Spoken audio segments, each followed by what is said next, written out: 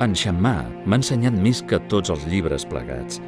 És l'home més intel·ligent que jo conec, el que té un cop d'ull més segur i un coneixement del món més vast.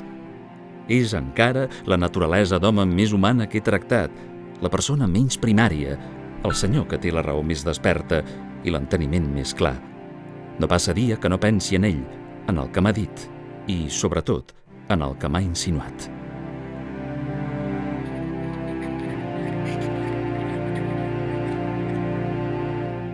És evident que m'he intentat imitar en Xammà i imitar moltes coses. Jo crec que és el més gran periodista català que hi ha hagut, probablement. Molt més que en Pla. Jo mai havia entès com aquella persona que per mi era tan interessant i tal, va haver-hi molts anys que ningú es va moure, ningú parlava del Xammà. Pensa, que raro. Catalunya és el país amb més oblit que he conegut en ma vida. Un país que es passa recordant o pretenent recordar, però que té uns oblits tan absolutament enormes. Quan jo hi vaig arribar i quan jo vaig fer la carrera de periodisme, el Xammà era un home que ningú sabia qui era i que no tenia cap mena, diguem, de presència entre el que eren els autors canònics, no? Si continuem llegint-lo i citant-lo, recuperarem també el seu espírit, perquè és que escrivia molt bé, és que escrivia molt bé.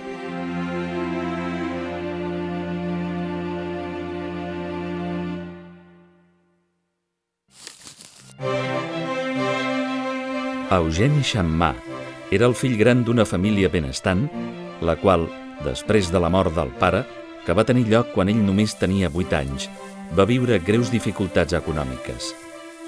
Va néixer a Barcelona l'any 1888. Amb el canvi de segle, va iniciar una nova etapa a l'Ametlla del Vallès, lloc on havien viscut els seus avantpassats i que als 85 anys escollirà per morir. 3 anys abans de la seva mort, el seu millor amic al poble, en Josep Badia, el va convèncer perquè dictés les seves memòries. La dispersió de la gent al voltant de la Torre de Babel feia venir, veritablement, ganes d'aprendre idiomes.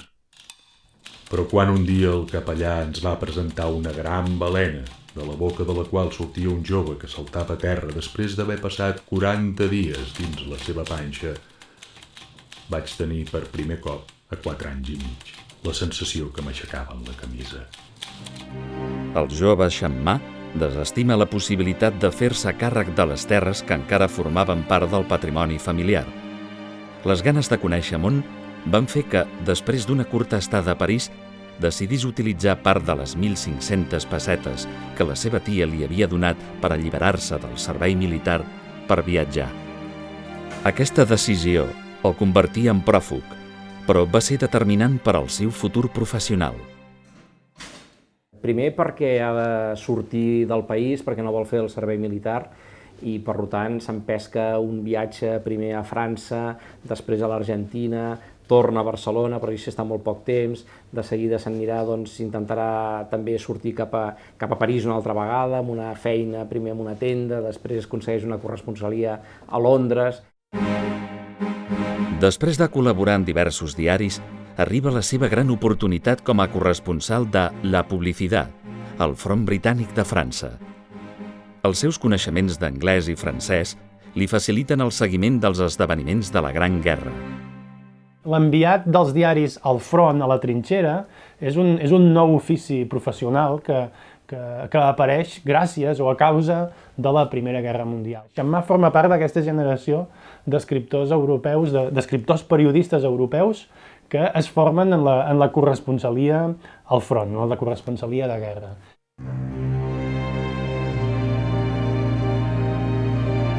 L'abril del 1917, un amic de la família, de viatge a Londres, comunica a Xammà la gravetat de la malaltia que pateix la seva mare.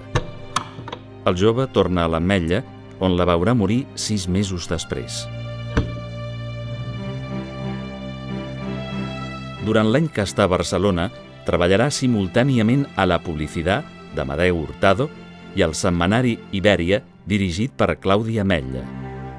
La seva mare està molt malalta, es veu obligat a tornar, és aquell any 1917 en què ell es passarà treballant com un periodista de redacció, remengat a a la publicitat, i és on explota l'autèntic periodista. Els contactes que havia fet a Londres amb periodistes espanyols com Camba, Madariaga i Maestu li obren les portes a diferents diaris de Madrid. Tot i tenir unes condicions salarials prou bones, no dubta a deixar la seva feina per anar a treballar com a funcionari de la Societat de Nacions a Ginebra. Potser el més important que li passa és l'organització d'una conferència internacional a Barcelona, una de les primeres conferències internacionals que es fan al nostre país. Hi ha un incident amb la seva estada al Ritz, que se'n va sense pagar, i, en fi, tot un tema molt xamarià, i això acaba provocant que sigui acomiadat com a funcionari de la Societat de Nacions, la qual cosa penso que ens hauríem d'alegrar tots, molt. És a dir, que Europa i el món d'alguna manera perdia un funcionari gris, un de tants, i en canvi Catalunya guanyava probablement el que ha sigut el seu periodista, el seu cronista internacional més important de tots els temps. L'any 1922 decideix anar a Berlín a aprendre alemany. Un cop instal·lat, aconsegueix feina de corresponsal. Una col·laboració a La Veu de Catalunya, 4 o 5 articles cada mes, pagats a 25 pessetes per article. L'essencial estava salvat. Prácticamente todos los periódicos tienen una hoja entera, que una hoja de los periódicos de esa época es una gran cantidad de información dedicada al problema de Alemania, con este título, El problema de Alemania. La seva estada a Berlín coincideix amb un període marcat per la humiliació d'una Alemanya vençuda, parcialment ocupada per l'exèrcit francès i que ha de satisfer les condicions de pagament establertes al Tractat de Versalles. França pensa que, conservant tant com se pugui la posició de creditor no satisfet, potser no arribi mai el dia de tenir-se'n d'anar de les terres del Rin. Suposem que les males llengües no tenen raó. Si la tinguessin, la solució del problema de les reparacions seria, més tard o més d'hora, la guerra.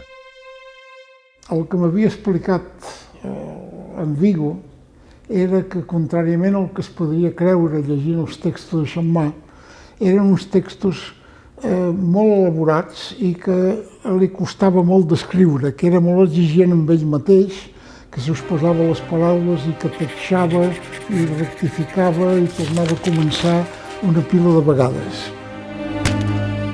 Sembla que aquella prosa que tant admiràvem tots els seus lectors era una cosa molt treballada i que li costava hores d'escriure. En Xammà era fer una cosa molt difícil, que és escriure notícies. És més difícil escriure notícies que articles. I això els dic molt als meus estudiants. Xammà aprèn alemany en poc temps. A finals del 1922 es casa amb Amanda Fürstenberg, la dona que l'acompanyarà quasi tota la seva vida. De tota manera, Xammà és un personatge singular perquè parla molt bé alemany, coneix molt bé alemany, està casat amb una alemanya. No únicament quan parlava alemany, no, es transformava en un alemany. Un any després de la seva arribada a Berlín, coincideix amb un jove periodista enviat a Alemanya com a corresponsal de la publicitat, anomenat Josep Pla. Són una combinació molt interessant. Pla no parlava alemany i per tant necessita molt Xammà que li faci d'intèrpret de la realitat que intenta explicar als lectors catalans. I Xammà també penso que queda molt impressionat i amb la seva intuïció s'adona que Pla, encara no ha publicat cap llibre de literatura, però s'adona que Pla serà un escriptor. I per tant fa un paper una mica de mentor, de germà gran, d'aconsellar-li que llegeixi certs llibres. Per tant són una combinació bastant ideal, bastant perfecta. De la nostra constant relació en van sortir diverses empreses de molt variat caràcter, la més important de les quals fou un viatge a Renània i Baviera durant els estralls de la inflació, estralls econòmics i morals que havien creat a Alemanya un estat de descomposició social cada dia més patent. És el moment de la República de Weimar en què hi ha la inflació extraordinària a Alemanya, perfectament ben descrita per Eugeni Xammà, i que tant va colpir Josep Pla, que s'ha passat la vida preocupat per la inflació i pel valor de la moneda. va descriure la situació alemanya de la República Weimar amb una precisió total. La descripció del naixement de Hitler, del naixement del nazisme, jo crec que és d'una importància extraordinària. Xammà, potser sense saber-ho, escriu sobre la gènesi del conflicte més important del segle XX. Un dels articles més destacats és l'intent de cop d'estat organitzat a una cerveseria de Múnich. El primer golpe de Hitler en Múnich, en el Bürgerbräukeller. Eso es un artículo que si todo lo de Eugeni Xammar desaparece, eso no. Eso va a quedar, ¿no? Para mí siempre, ¿no? Es un artículo que yo incluso he leído públicamente muchas veces, ¿no? Y porque ahí la ironía es muy, muy feroz, ¿no? És aleshores que Hitler, amb un gest completament nord-americà i cinematogràfic, aixeca la mà en l'aire i engega 2 trets al sostre. A tot arreu del món, la campaneta de Hitler hauria provocat una desbandada, però la cervesa és en darrer terme una garantia d'ordre i assegura l'èxit dels cops d'estat. Lo que hizo Xammar era describir el interior de este huevo funesto que se estaba desarrollando, claro, en estos días, ¿no? El 24 de novembre de 1923, Eugeni Xammà publica una entrevista a Adolf Hitler a La Veu de Catalunya i Josep Pla signa la seva versió 4 dies després a la publicitat.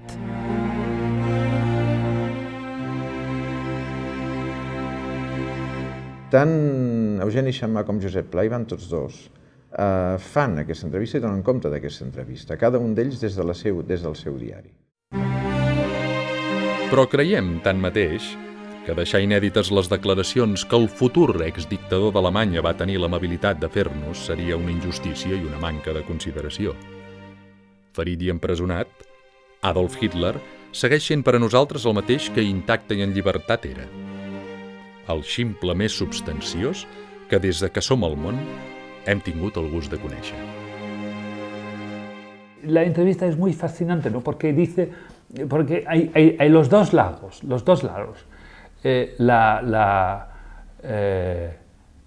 La inteligencia de Hitler y la tontería, ¿no? Las dos cosas. Home, és que descriu molt bé el personatge, no? Aquest personatge diu ha vingut al món per fer-se retratar. La qüestió jueva és un càncer que arrossega l'organisme nacional germànic, un càncer polític i social. Sortosament, els càncers polítics i socials no són una malaltia incurable. Hi ha l'extirpació. Si volem que Alemanya visqui, hem d'eliminar els jueus.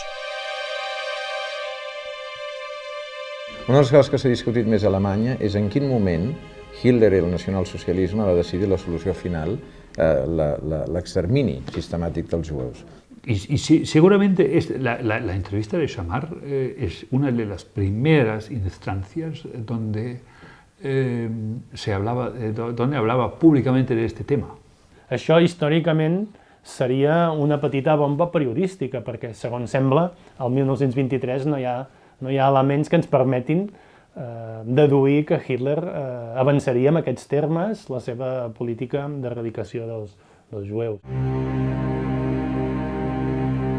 El pas del temps ha fet que alguns estudiosos dubtin de l'existència de l'entrevista, la qual cosa li donaria una altra dimensió. És veritat que mai després de l'any 23 ni Pla ni Xammà tornaran a parlar ni a esmentar en les seves memòries ni en els seus volums que van entrevistar a Hitler en el novembre de 1923, quan Hitler encara no era ningú. Tot el que diu Hitler és exactament allò que Hitler pensava i que sabem després que pensava. Tot allò que diu Hitler és exactament, que diu que farà, és exactament tot allò que va fer. No deixa de ser sorprenent, no és cert? És a dir, imaginem que és una entrevista inventada. Imaginem-ho perfectament. Bé, va ser d'una perspicàcia tan extraordinària, d'una intel·ligència i d'una finor espiritual tan gran que va ser capaç de retratar Hitler amb precisió sense haver-hi parlat directament. Imaginemos que Xammà inventó la entrevista, que puso en boca de Hitler tópicos antijudíos. Si fue así, profetizó la solución final.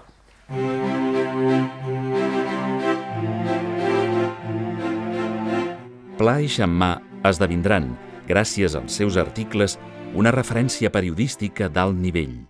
Són els primers catalans normals, per dir-ho, o que gairebé són normals, en molts segles. I fan, per tant, coses normals, de país normal. Què vol dir? Doncs que els periodistes se'n van a cobrir guerres. El periodisme català això no es feia. Els primers que ho fan són ells. Xammà cultivarà un periodisme de la manera anglosaxona, basat en l'anàlisi, les dades i la investigació dels fets. A diferència de molts companys de la seva generació i de la seva professió, en Xammà és algú que té coses a dir i que, a més, les sap dir de manera molt divertida, enginyosa i crec que molt intel·ligent. En Pla m'agrada molt en certes coses, però allò fer un article en Xammà és de primera fila, primeríssima fila. A finals de 1923, un article de Manel de Montoliu, que lloava les virtuts d'Eugeni d'Ors, va provocar la rèplica de Pla i Xammà. D'aquesta manera, s'encetarà un debat, mutilat parcialment per la censura de Primo de Rivera, sobre allò que el periodisme hauria de ser. I que fan una sèrie d'articles des del punt de vista de la teoria del periodisme molt interessants, que per això es pot considerar que fins i tot en teoria són modernitzadors. Cal crear una premsa catalana amb cara i ulls. Enfocar el problema des del punt de vista comercial. Provocar que aquesta premsa engoleixi, si és possible, les millors intel·ligències de Catalunya. Les persones que ens han volgut entendre ja ens han entès. I per les curtes de Gambals ja s'ha cuidat el censor de fer-nos entendre. Xammà, que havia intentat seguir amb la seva feina a la premsa en català, accepta una millor oferta econòmica i pren la decisió de treballar per l'Heraldo de Madrid. I a finals de 1930, el diari Ahora, com a corresponsal a Berlín. Ell va escriure molt en castellà. Ell treballa per Ahora i per una cadena de diaris sud-americans en castellà. Molts dels articles que hi ha publicats des de Berlín de Xammà no solament són publicats ara, també són publicats a Sud-amèrica. És a dir, es tracta d'obtenir la màxima rendibilitat de la feina. L'abril de l'any 1931, mentre Xammà és a Berlín, a l'hora de la proclamació de la República Espanyola, Macià proclama la República Catalana. Quan el 14 d'abril es proclama la República, immediatament ell està a Berlín, envia un telegrama personal al president Macià dient-li que es posa a disposició seva pel que calgui des de Berlín i que en qualsevol cas agafa un avió per tornar ja immediatament a Barcelona i ajudar en el que calgui.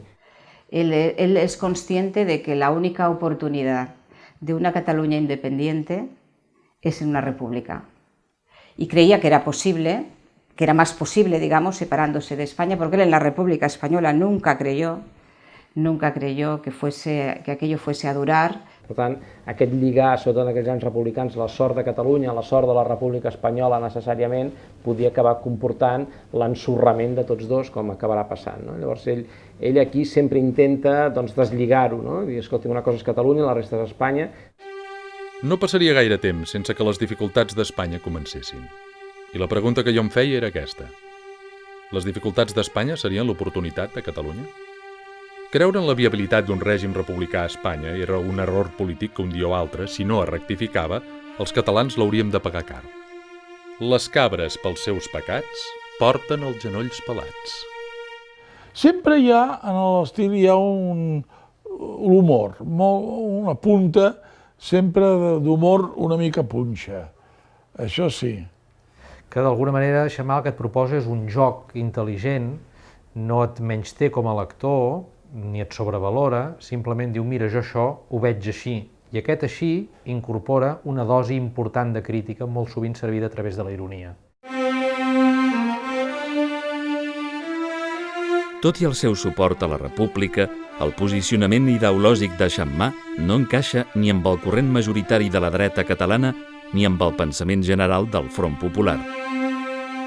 Havia estat molt pròxim a Acció Catalana, vull dir que era una mica la política moderada de la República, de gent així ben pensant, una persona més aviat conservadora, però de tradició voltairiana o de tradició anglosaxona, de tradició britànica, és a dir, conservadora però d'esperit democràtic absolutament insubornable. Crec que hi ha l'assumpció d'un liberalisme que va molt lligat al seu individualisme. Les individualitats rarament són gregàries, molt rarament són gregàries. I Xammà era una individualitat, no presenta cap mena de dubte. És difícil que es pugui alinear a cap grup, ni a cap partit, ni a cap... És difícil, és molt difícil.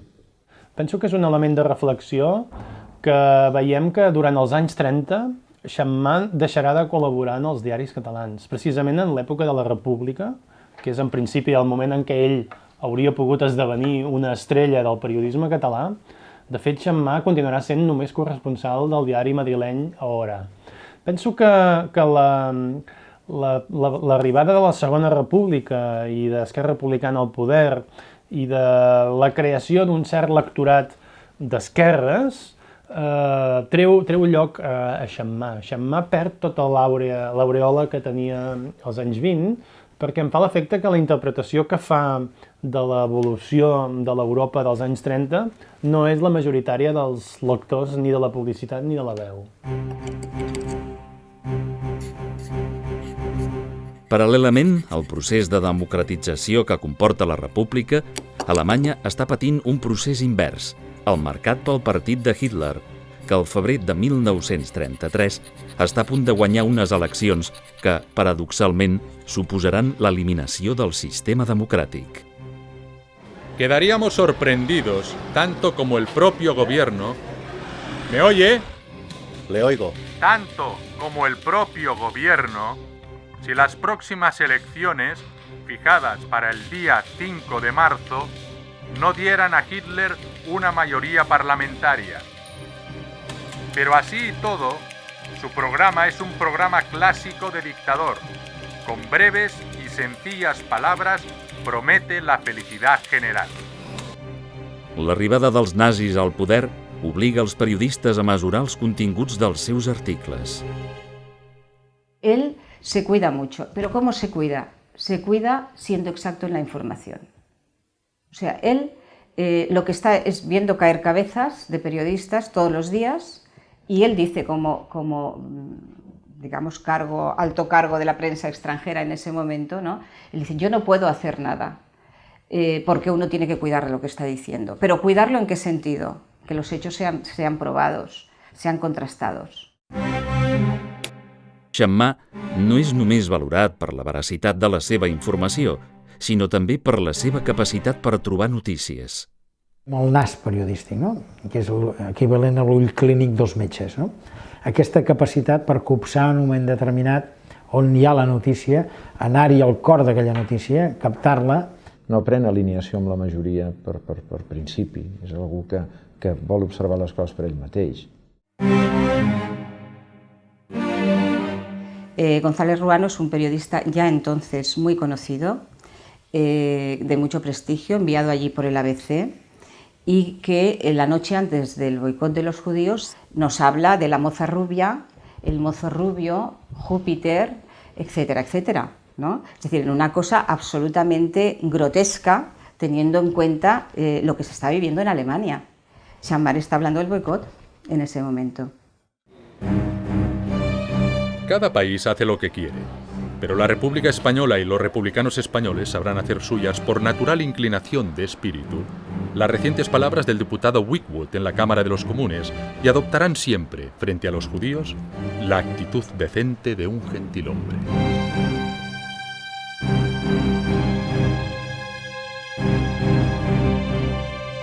Gràcies als seus contactes, Xammà s'assabenta amb antelació de l'entrada de l'exèrcit alemany a Renània. El diari Ahora va ser l'únic al món a difondre la notícia. Él lo sabe antes y él da la exclusiva en el Ahora y él en las memorias lo recuerda. Dice, si yo hubiera trabajado para un periódico internacional me habría hecho famoso en ese momento. Pero claro, como trabajaba para un periódico español... La conferència d'Estrès em sembla que ho va publicar Ahora i lo del RUR també. Si ell publicava Per això el Madariaga el llegia, van dir que els intel·lectuals castellans ho valoraven, és que ell escrivia en publicacions castellanes, efectivament. Don Salvador de Madariaga dice de Chammá que es el español más inteligente de este siglo. És a dir, de manera puntual i individual, Chammá rep molts elogis per part de periodistes i d'intel·lectuals espanyols. Però penso sincerament que Chammá no té un lloc en el periodisme de Madrid dels anys 20 i 30. Crec que no es pot comparar, tot i que són amics i que s'assemblen, amb un Julio Camba, ni molt menys, ni amb un Chávez Nogales, ni molt menys. No dic comparar en els resultats, sinó en la consideració de la figura en la cultura espanyola del moment. Durant els anys de corresponsal a Berlín, eren habituals les visites a Barcelona. Quan en Chammá arribava a Barcelona, corria la veu. La meva mare llavors treballava a la Generalitat, amb en Ventura Gasol, treballava a Cultura, i corria la veu que arriba en Chammá. I tothom es posava molt content, perquè l'arribada en Chammá volia dir ara aquest explicarà coses molt divertides. O sigui, era un personatge molt agraït en aquest sentit. Aquestes estades li permeten tornar a ser propietari a l'Ametlla del Vallès, on comprarà una casa, Can Feliu. En Josep Maria Planes, amic de Chammá, conscient del coneixement que el periodista té de la política catalana, el convida a participar en una revista satírica en un moment especialment delicat a causa de les fortes tensions polítiques. I ell hi escriurà una sèrie d'articles, em sembla que són 13 en total, d'una gran contundència. És el Chammá més desbocat, més sarcàstic, és el Chammá que realment és el llop de l'Ametlla. Pierre Gine va ser la veu del Chammá més polèmic, que va carregar durament contra la coalició de dretes, la monarquia, la Lliga i el president Companys, entre d'altres objectius. El 22 d'abril del 1936, 3 mesos abans del cop d'estat, escriu sobre els perills de l'amenaça feixista. No ens fem il·lusions. Hi ha a Espanya una amenaça feixista amb complicitat militar. La complicitat indispensable per a la instauració d'un règim feixista. La complicitat gràcies a la qual el feixisme ha estat possible a Itàlia i a Alemanya. A més d'advertir sobre l'amenaça feixista, el bé negre, Chammá també escriu sobre els perills de l'anarquisme. La polèmica, seguida per Chammá des d'Alemanya, s'endureix. És conscient que tots dos són enemics de la causa catalanista i, per tant, aquí es troben enmig d'aquest sàndwich terrible. En els dos costats hi ha el negre i el roig, on són de fet, Joan Sales els va qualificar dels falangistes, i, per tant, hi ha tot un aspecte del catalanisme que veu les dues amenaces, el feixisme i l'anarquisme.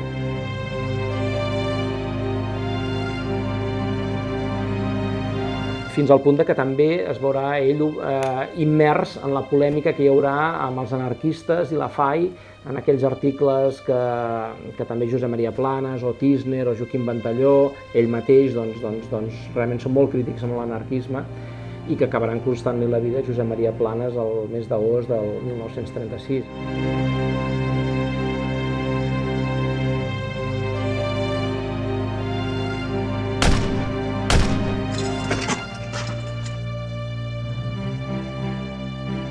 El 17 de juliol del 1936, Chammá era a Berlín per informar sobre els Jocs Olímpics.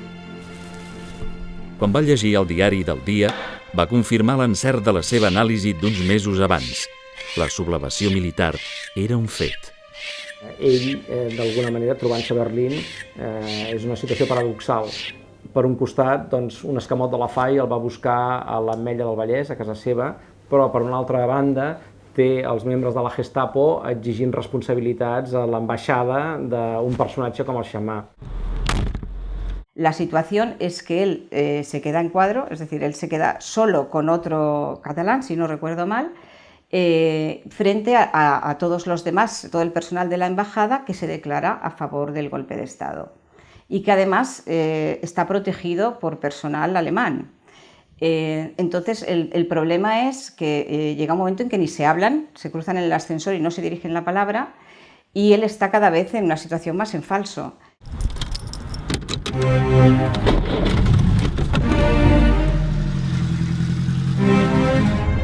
Xammà ha de fugir. Quan descobreix que el persegueixen, decideix refugiar-se a l'ambaixada italiana on hi té amics.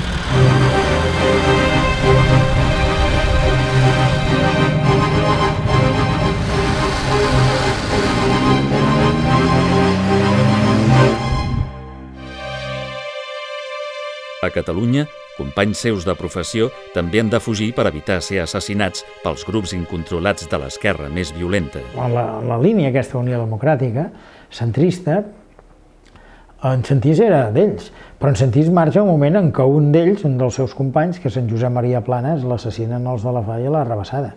Clar, com veuen que els de la FAI maten periodistes demòcrates esquerrans, de fet eren d'esquerres, Acció Catalana, no? I catalanistes, doncs marxen. Alguns dels seus companys, com en Josep Pla i en Carles Sentís, davant de l'assetjament d'alguns anarquistes, decideixen alinear-se amb els militars revoltats i treballar per a ells. És que, quan fugen, què fan? Doncs bé, escriuen articles també. Aquests articles els hi paguen el servei de propaganda del règim franquista, doncs sí, és clar. I llavors allà a París té lloc aquella famosa escena amb el Carles Sentís, aquella trobada mítica en la qual el Xammà, que sap que Sentís és un espia de la causa franquista, un dia el va trobar, se l'emporten, tots dos surten amb cotxe i en un moment determinat el Xammà se li gira i li diu que considera que està fent la pitjor de les feines que un català pot fer aleshores, que és la d'estar espiant en contra de la causa republicana i demòcrata. I des d'aleshores aquesta enemistat Xammà-Sentís arranca i dura tota la seva vida. Més que res perquè el Sentís ve del seu mateix món. Sentís no deixava de ser un home també d'Acció Catalana, un liberal conservador, però que en aquell moment de la guerra se separa.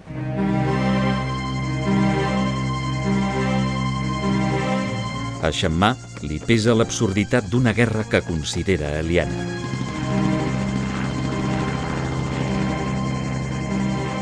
De nostra, la Guerra Civil Espanyola, per mi, no em va tenir mai res. Arrossegats una vegada més per un designi de la providència que prefereixo abstenir-me de qualificar, els catalans fèiem la guerra de la resta d'Espanya. Vull dir, una guerra que no era la nostra, sinó la dels altres. A excepció d'una curta estada a Barcelona, Xammà passarà la guerra a diverses ambaixades europees. I començarà una sèrie de periples per totes diferents ambaixades d'Europa que el porten a París, a La Haia i a Estocolm, fins que el 10 de febrer del 1939, quan l'últim català passa la ratlla de la frontera dels Pirineus, ell considera que ja la guerra civil, perquè fa referència a Catalunya, ja s'ha acabat, i presenta la seva renúncia a l'ambaixadora espanyola a Suècia, que li diu, no, hombre, però si la guerra sigue en Espanya, i diu, no, però a Catalunya ja s'ha acabat.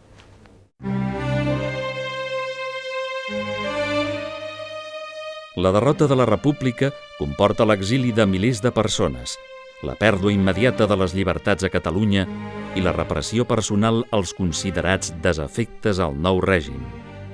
Xammà va ser expedientat pel Tribunal de Responsabilidades Polítiques. Expedient que es conserva i que, com sempre, es demanava l'opinió al cap de falange local, a l'alcalde, etc. És curiós com tothom el defineix com un rojo separatista, que està clar que separatista ho era, però rojo de cap de les maneres, no? Condemnat, sí senyors. Condemnat per rojo separatista, una mitja veritat. A confiscación total de bienes, inhabilitación absoluta y perpetua y extrañamiento perpetuo del territorio nacional. L'exili català s'organitzà i formà un govern amb l'esperança que els aliats derrotessin Franco un cop acabada la Segona Guerra Mundial. Mentre la Segona Guerra Mundial permet tenir l'esperança que potser els aliats acabaran amb Franco, ell té una activitat en l'exili català. Ell torna a tenir un petit paper polític, d'alguna manera no deixa de ser un cert cap de relacions públiques del president Irla, està en el govern del president Irla.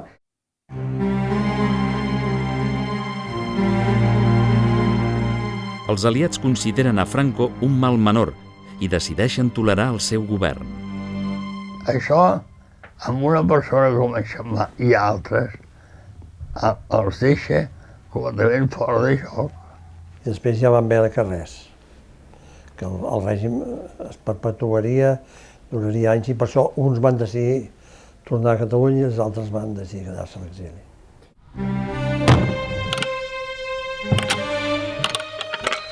El que comporta la derrota i el que comporta l'exili és la dissolució de la societat catalana.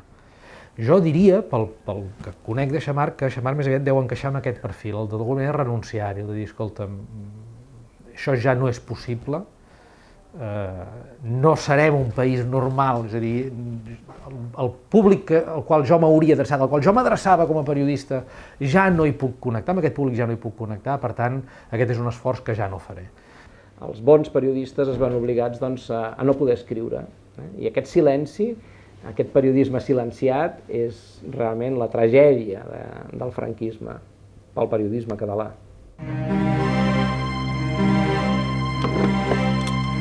De la mateixa manera que Pau Casals havia proposat el silenci en els palaus de la música, Xammar proposa el mateix en diaris i revistes.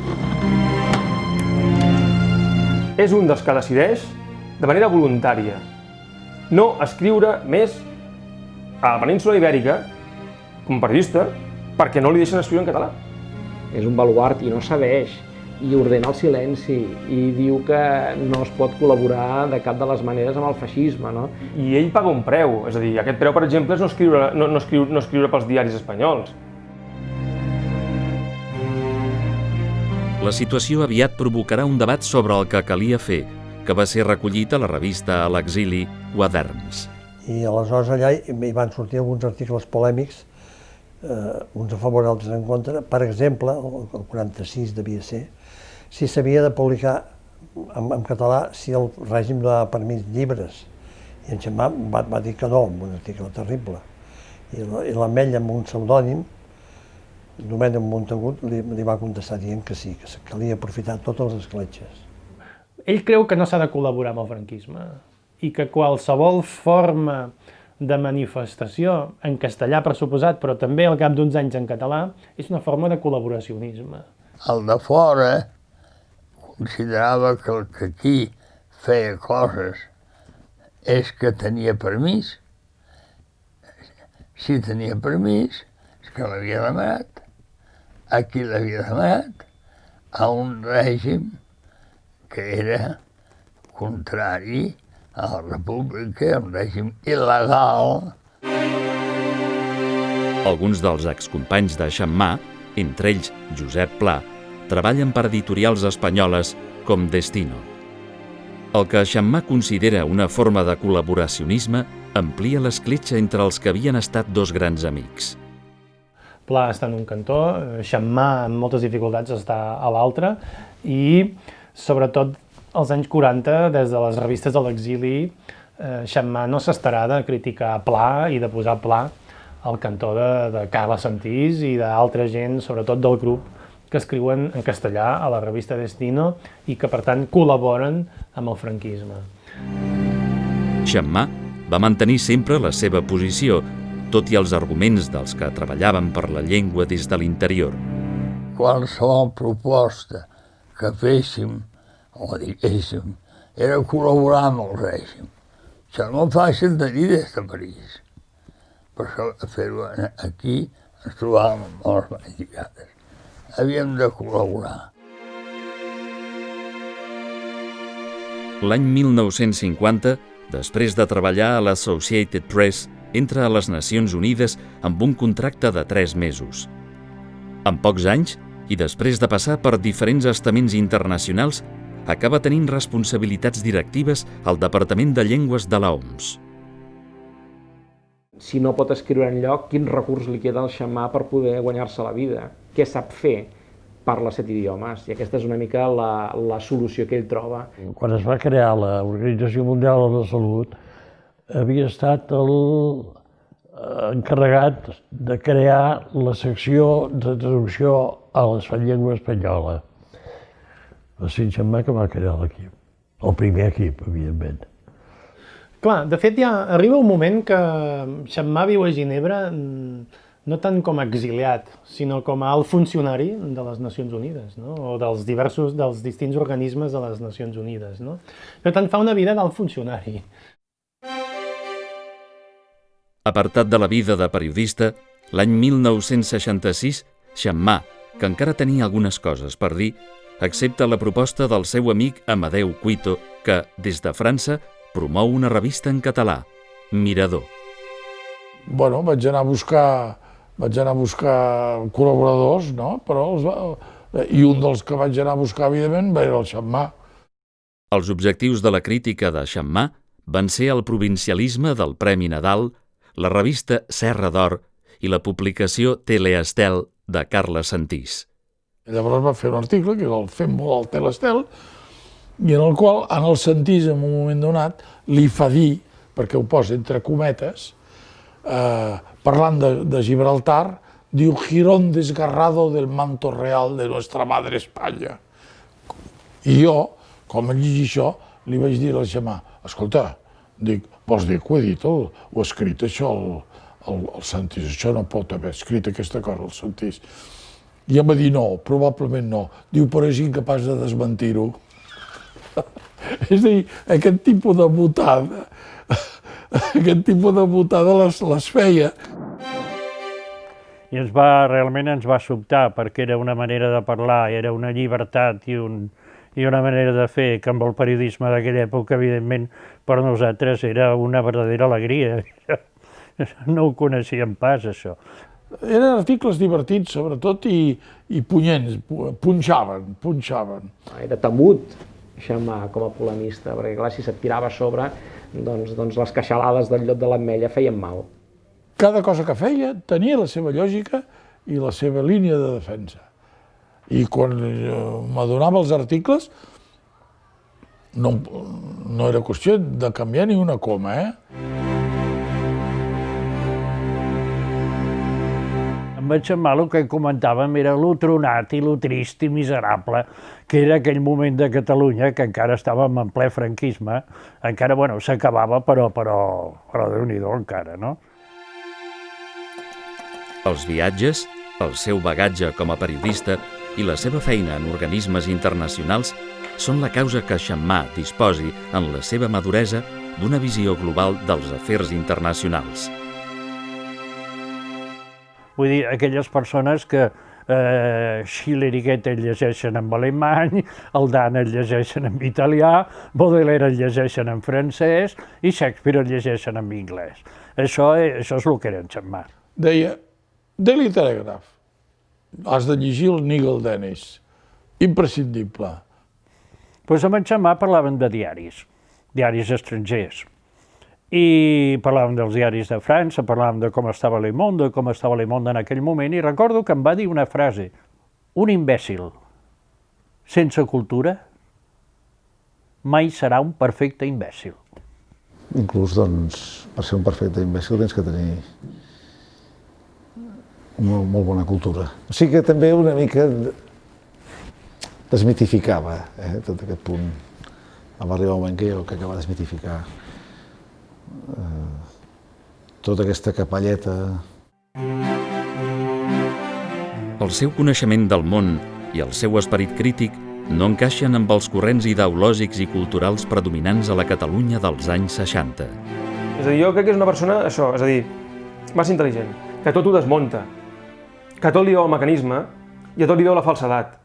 I per tant, és un home que diguem que màxim que pot aspirar a viure el dia a dia. Que es va trobar desplaçat, sí. Anticomunista visceral, d'un nacionalisme de pedra picada, per suposat, i que no defalleix mai fins a la seva mort. I alhora aquesta vis polèmica que fa que realment no trobi complicitats, ni a dins, ni a la Catalunya interior, ni a la Catalunya de l'exili. Potser el que ens hauria de fer reflexionar és que Xammà, com molts altres, no torna a Barcelona, de fet. Ja no és aquella Barcelona de la seva joventut, aquella Barcelona activíssima des del punt de vista cultural, des del punt de vista catalanista. Ja és una Barcelona castellanitzada, grisa, mediocre, ocupada, dirà ella, no?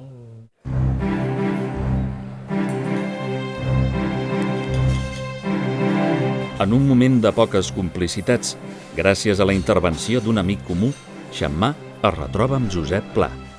A partir d'aquell moment, compartiran molts àpats a l'hostal La Gavina de S'Agaró i a l'hotel Europa de Granollers. Aquí venia molt sovint el Pla. El Pla era molt amic del Xammar i el Pla, com que sabia que el Xammar estava aquí, venia a passar els Nadals.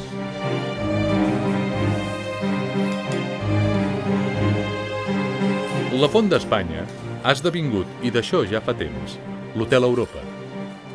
I aquest senzill canvi de nom d'un hostal el podríem prendre com una representació dels canvis de Granollers, que són molts, i tots a fi de bé. Els darrers anys de la seva vida, Xammar viu a Ginebra, a Washington i al Vallès, gaudint dels plaers que una vida d'alt funcionari pot aportar. Li agradava molt menjar, el beure, era un home molt de vida, Pràcticament els seus guanys jo crec que els invertia en disfrutar en els grans restaurants d'Europa del moment, no? Era una primeríssima forquilla. Després de morir la seva dona, l'Amanda, l'any 1969, Xammar es va tornar a casar als 82 anys amb una parisenca 40 anys més jove. Després va quedar viudo i es va tornar a casar amb una senyora més jove, que també ens la va portar. Tots patien un cert retourage. Aquesta paraula sí que la recordo d'haver-la sentit, un retourage, que vol dir un tornar a la joventut, perquè clar, als 70 anys el Xammar es va tornar a casar. Es va enamorar d'una senyoreta de París. El Pla li deien al Xammar que a aquestes edats era víctima del retourage, un retourage escandalós. A causa d'un accident domèstic, al seu pis de París es trenca el coll del fèmur i decideix, animat pel seu amic Josep Badia, fer la recuperació a l'Ametlla del Vallès. Curiosament, aquesta última etapa, ell ja no estava a la Font d'Europa, ja va anar-se a retirar a l'Ametlla. L'esperit de l'Ametlla encaixa en l'esperit de Xammar o viceversa. Xammar no es pot entendre sense l'Ametlla, com Pla no es pot entendre sense Palafrugell. Jo poso aquest exemple molt sovint. No, però ja es veia que ell vivia a l'Ametlla, vivia a l'Ametlla, o moria pràcticament a l'Ametlla, però era el món.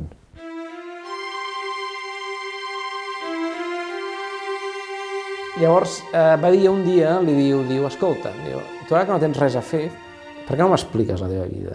Va ser el Badia el que li va dir, tu escolta, has de fer... Diu, és que jo no tinc temps, que me'l faré, no cal que tinguis temps, vindrien aquí. Xammar no volia, que va, ui, que no, i l'altre que sí, home, que sí, que jo vindré cada tarda. I el Badia també, quasi cada dia anava. I va ser, durant 2 anys, va fer les converses aquestes, que va fer la construcció de les seves memòries en aquell llibre. Com va anar als 60 anys d'anar pel món? En Badia primer li contracta unes secretàries que anaven allà i el Xammar els hi anava dictant. O sigui, jo escrivia a màquina, Ell dictava i jo escrivia a màquina, Sempre jo escrivia a màquina i mai mirava un document. Mai. I de noms? Hi ha una quantitat de noms i una quantitat de personatges, se'n recordava de tot. Mai, o sigui, una memòria increïble, amb els 80 i pico d'anys. És que no... Era diferent, era especial. Era molt especial. Xammar va deixar una profunda empremta en la gent que el va conèixer. Diferent del que aleshores vèiem al nostre voltant. Era un senyor diferent, parlava francès, parlava anglès, I aquí al nostre voltant no teníem gent així, no? Vaja, jo mai més he tornat a conèixer una persona tan interessant i tan propera. Pla va pronosticar que Xammar moriria inèdit. Només l'obstinació del seu amic Badia ho va evitar. És interessant l'agudesa de la predicció de Pla I és interessant, em sembla, la d'un escriptor periodista que no té obra. Mai havia donat importància a res, Ell no guardava res. Però ell no guardava res, no, tot aquí. Ell em diu, ara tothom espera que els mollin ser mals, els seus que trobarà. I diu, no tinc ni un article meu, els he estripat tots. No trobaran res. Això ho deia amb una ironia i amb una seguretat absoluta, malauradament era veritat. I això va ser bastant forçat i va ser gràcies, si es coneixen més coses, això sí que se li ha d'agrair al senyor Badia.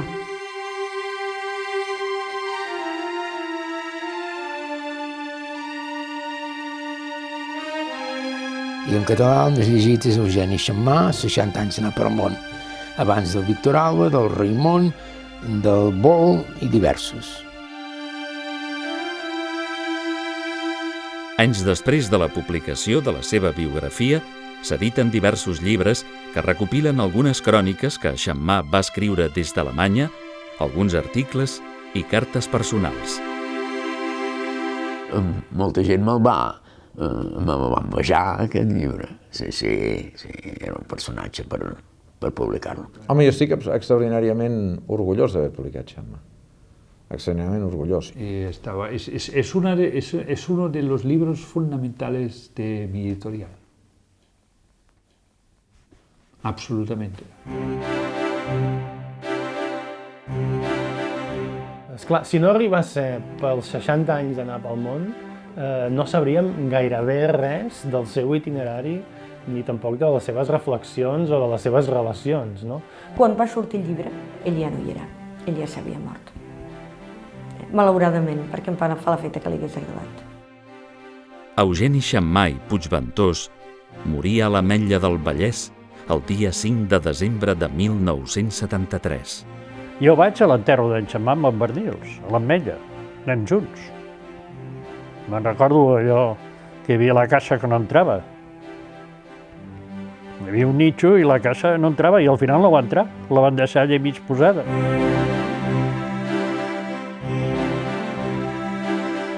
La meva dona està colgada sota la mateixa terra que el meu germà, que el meu pare, que els meus avantpassats, que una munió d'homes i de dones de la meva nissaga i de la meva parla.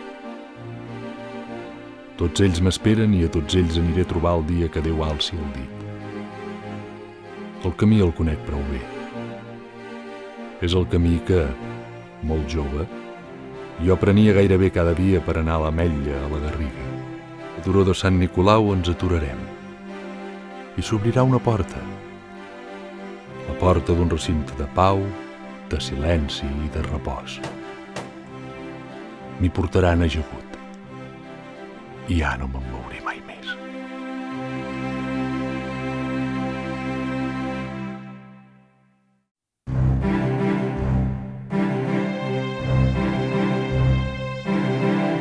Nomenat funcionari de la Societat de Nacions a Ginebra, gràcies als seus amics de Londres, la primera estada de Xammà fou una mica llarga i organitzà les dues conferències que la Societat de Nacions celebrà a Sant Sebastià i a Barcelona. La ciutat suïssa acabà per fastiguejar-lo. A Ginebra va començar la vida monòtona del funcionari internacional, ajudant a cada dia la monotonia del dia anterior i a cada setmana la monotonia acumulada de la setmana precedent, havia d'acabar per portar-me a la decisió de que aquella gàbia no era la que a mi em convenia i aprendre de traslladar-me a Alemanya. A l'Alemanya republicana, venint la República de Weimar, venint del que en Josep Pla i jo, no sé ben bé per què, ens va venir l'acudit de qualificar de la, cometes, refutura zona de l'ocupació. Ens vam trobar amb un país encara molt més desfet que abans. El cop de Munic fou un fracàs pels seus autors, però fou una batallada que es va sentir arreu del món.